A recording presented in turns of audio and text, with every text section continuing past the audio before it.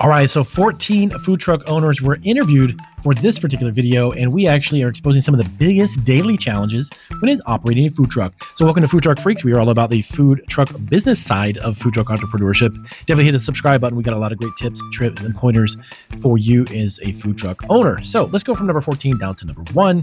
Number 14, Jasmine from the Twisted Treats dessert truck. She actually says cash flow management is one of the hardest parts of this type of a business. Quote, you might have a huge weekend, but still struggle because, of course, you have repairs, payroll, and inventory hit all at once. Now, she keeps a dedicated emergency reserve fund after learning those lessons the hard way during year 1.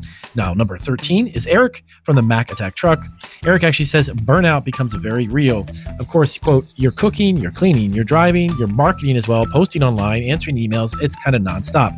He works sometimes over 80 hours a week during the first year before finally actually hiring help. Number 12 was Brianna. She actually has Island Flavors truck.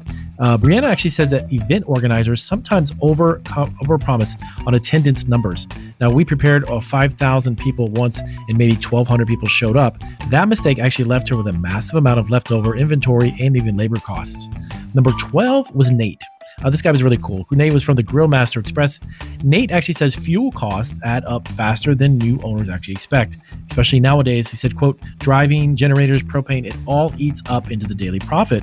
Now, between fuel and propane, his truck spends over $900 a week during the busy season.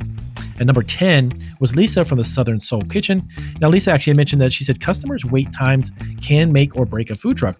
Quote, she said, if people wait more than 20 minutes or even near the 20-minute mark, some leave bad reviews, and even if your food's amazing, it doesn't matter. She actually redesigned her menu to reduce the cook time, which actually increased the lunch sales by almost 30% and minimized the amount of time she had to wait. So number 9, Tony from the Pizza Wheel Mobile. Tony actually had mentioned his equipment maintenance drains profits very fast. Quote, a small repair turns into about a $1,200 service bill really quick. Now, during year 1, he spent over $8,000 on unexpected repairs alone. Then there was Rachel from the Breakfast Bus. Rachel actually says managing food waste. This was a big one for her. Food waste was one of the toughest balancing acts. Prep too much food and you lose money. If you prep too little, of course, you leave customers not able to spend their money with you. Now, her truck averaged about 15 to 20% food waste reduction now after months of tracking sales patterns and reducing the waste. Number 7 was Kevin. This is from the Loaded Fry Factory. Now, Kevin has mentioned social media pressure never stops. So if you disappear online for a few days, customers think you've completely vanished, he said. I've actually heard that from other people as well. He films content daily while also running the food truck, answering messages, and even updating schedules. And number 6 was Danielle, actually from the Sweet Drizzle dessert food truck. Danielle actually explained that finding reliable parking in her situation is a constant battle. Great spots, and she quote, great spots was actually competitive, and sometimes cities suddenly change the rules, so she spends almost 2 hours every week securing locations and permits. Number 5 was Marcus from Firebox Wings. Marcus actually says the weather changes destroy predictability. Quote, a sunny day can actually turn into a storm. Suddenly, foot traffic disappears, and then you've kind of locked up the doors and you're done for the day. One rain storm actually wiped out in what should have been probably a $3,000 Saturday, he meant, but unfortunately that event got postponed. Number 4 was Tina from Rolling Pasta Company. Now, Tina actually says prep work is far more exhausting than a lot of customers realize. Quote, she said, people see the 5-hour event, but they don't see the 7 hours of prep time beforehand.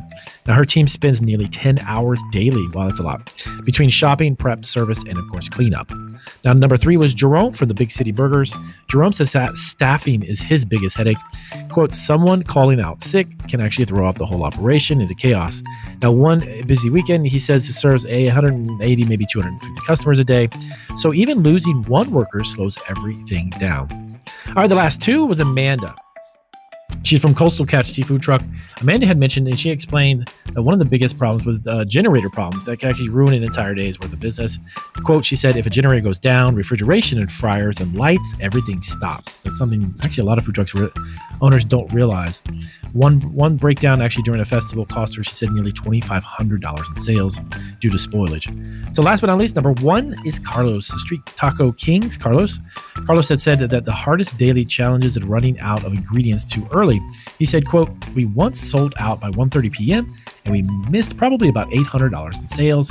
And now he tracks sales on averages by the hour, and he actually preps levels daily to avoid shortages and still minimizes his waste. So those are 14 food truck operators exposing some of their biggest daily challenges. You might have already run into these, or if you're getting into the food truck game, you may see these. So definitely knowledge is power, and understanding where you can cut corners or make things better will save you a lot of time. If this was helpful, definitely give us a big thumbs up. I'll see you guys on the next video.